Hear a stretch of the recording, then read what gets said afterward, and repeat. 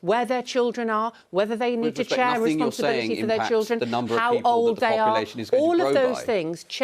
I find it extraordinary how the political class in this country still cannot bring themselves to admit that there's a demand problem with regards to the housing crisis in this country. The left never seems to learn, do they? Time and time again, they prove just how out of touch they are with the real concerns of the British public. So is it really any surprise that Reform UK is surging ahead in the polls? People are fed up with the same old empty rhetoric, and they're turning to a party that actually speaks for them.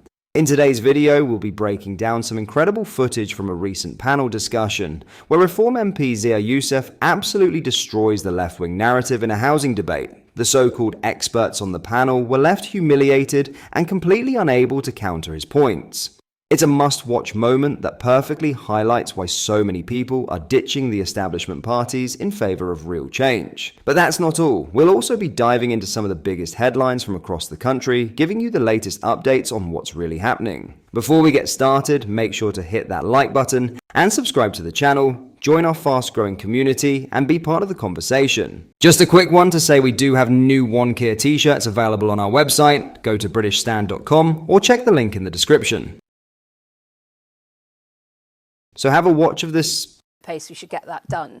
When we look at things like the housing crisis that we have in the UK, which is both a supply issue and a quality issue in other parts of the country, we know that build-out rates around new infrastructure are much faster than they are elsewhere. So new infrastructure development for transport will deliver more homes. That's good. You're shaking your head, Zia. I find it extraordinary how the political class in this country still cannot bring themselves to admit that there's a demand problem with regards to the housing crisis in this country. We talk about supply. What about the demand? So if you look over the last 3 years, 2 million net new people arrived in the country. The country built 600,000 new homes. It's as good as we've done in several decades. You take Labour's existing target to build 1.5 million new homes. By their own statistics, we're going to add 2.5 million net new people in that time. So we're building nowhere near enough homes, even if they hit that target, which they won't for the reason we just described. And then we look at what's happened today in terms of the ONS, who have said we're going to add another 5 million net new people. That is net migration staying at 700,000 per year. There is no way we are ever going to build enough homes to cater for that demand. And we are never even talking about it. Reform are the only party who actually understand that the housing crisis in this country is a supply and a demand problem. There is also major vacancies across the construction sector, and has been for a very, very long time. Young British people are simply not choosing to go into those professions. You ask any of the major organisations that represent the construction sector, they are saying the jobs are there. These are good jobs. These are good jobs outside of London and in other parts of the country. But we have both a skills issue and then an inclination issue to go into these roles. And that, I'm afraid, is part of the issue about why we need to talk about Europe and the relationship with Europe, and perhaps some kind of youth mobility scheme for young people in order to try and fill some of those vacancies. Is the population explosion not an issue then? You do not think that the population explosion, net migration staying at 700,000 a year, you don't think that's a problem contributing to the housing crisis? What we have had in this country is a very serious housing problem for a very, very long time, far longer than we've seen large levels of migration over the last decade or so. It predates that. I couldn't get on the housing ladder when I first started working. That was a very long time ago. What we've got to think about is both the quality issue in certain parts of the country, as well as the supply side and the pressures on that demand. And what we've got in this country is we have poorly managed population growth. When we look at other countries who have done it much better, I would look at Canada for that as an example of how to manage population change in a much less laissez-faire way than we've had poll ratings would suggest that he's done a good job. All right, well, let's I would like to get... And that means you would lower the levels of net migration. Well, if we've got people doing the jobs here, then yes, we will be able to do that. And we've already said that we would want to be able to lower the levels of net migration as people increase their skills in this country. Is there That's why we've committed to Skills England as well. Well, sharing the press just said that the population in this country, we're going to have 5 million net new people. I think it's about 330,000 is the forecast. It's people living longer, it's people getting divorced and living apart, it's people having different lifestyles as well. I think we need to acknowledge that people live in a very different way from when most of our homes were built. How does someone's different lifestyle affect population growth? Well, because of where they choose to live, how close they are to where they live, how big they want their homes to be, who they choose to live with, where their children are, whether they need to share responsibility for their children, how old they are. All of those things change the kind of homes we need to have. And those kind of things mean that we need to think about building those homes in the right places, in the right design, for the right people. That's an issue of dispersal of people and concentration of people. But that's also important in terms of economic growth. And I absolutely agree, that's one thing, but the overarching factor that is going to override this government for the next 4 or 5 years is net migration adding to the total population at the scale that is predicted is not going to be sustainable and is going to cause this government all sorts of problems, potentially with community cohesion. There's going to be a big breakdown coming in the future. I mean, Zia's here, Reform are all over this, right? They're not going away. It has to be grappled with. We can't pretend that it's all going to be okay. We have to answer these difficult questions. Well, that's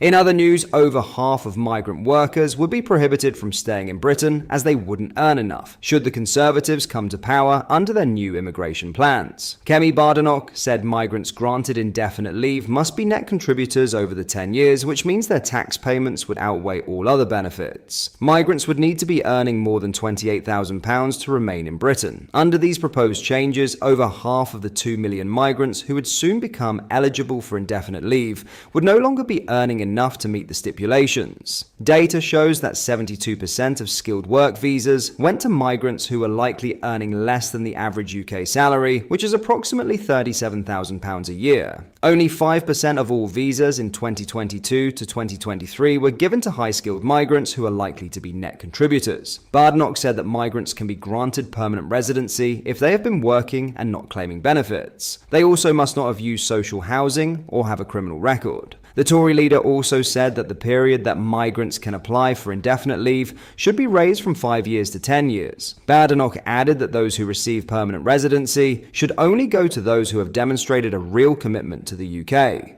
The North West Essex MP said that people who come to the UK to claim benefits and social housing are not net contributors to our economy. They are net recipients, and that makes everybody poorer because it means other people are having to work harder to pay for migrants' housing and benefits. She said under the proposals, after waiting 10 years to get indefinite leave, migrants would then have to wait 5 years rather than 12 months before being able to seek citizenship. Chris Philp, the Shadow Home Secretary, said, "Indefinite leave to remain must be earned. You must contribute more financially than you take out of the system, even more so if you wish to bring a dependent and be a part of the community you wish to join. A British passport is a privilege, one that has been debased by benefit tourism for too long. Our plan gets it right, making sure that those who pay their way get to stay." Labour wants hard-working taxpayers to subsidise recent arrivals who have never paid into the system. That is fundamentally unfair, and the Conservatives' new policy will end it. We only want a limited number of migrants who will actually make a real contribution. Lastly, 5 young innovators met Prince William at Windsor Castle to present their planet-saving ideas after winning the prestigious Blue Peter Earthshot competition. The winners, aged between 8 and 12, were selected from nearly 2,000 entries submitted by children across the UK. Their creative solutions for environmental challenges range from family forests to ocean-saving bursts for coral reefs. The young environmentalists not only shared their ideas with the Prince of Wales, but also presented their concepts at the Speaker's House in the House of Commons. During their visit to Windsor Castle, the young winners participated in a special "Here's One I Made Earlier" moment with the Prince, creating Earthshot-themed eco-friendly bird feeders together. Each winner had the opportunity to present their innovative environmental solutions directly to Prince William at a special reception inside the castle. The Prince awarded certificates to the young innovators in recognition of their achievements. The children also had the chance to engage with the Prince of Wales directly, asking him questions about environmental issues. 8-year-old Marnie from London proposed creating family forests, where a tree would be planted for every person in the UK.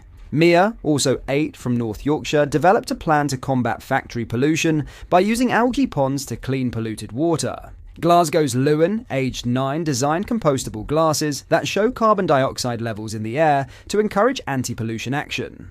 10-year-old Ruby from Devon envisioned solar-powered vans providing refill services to reduce waste. Annie, 12, from Milton Keynes, created ocean bursts inspired by bath bombs to supply coral reefs with essential nutrients and calcium. The winners showcased their innovative ideas at the Speaker's House in front of members of a cross-party environmental committee. Sir Lindsay Hoyle, Speaker of the House of Commons, praised the young environmentalists' contributions, saying, "I was absolutely thrilled to meet the Blue Peter Earthshot competition winners and to hear their imaginative and innovative ideas to help protect the planet.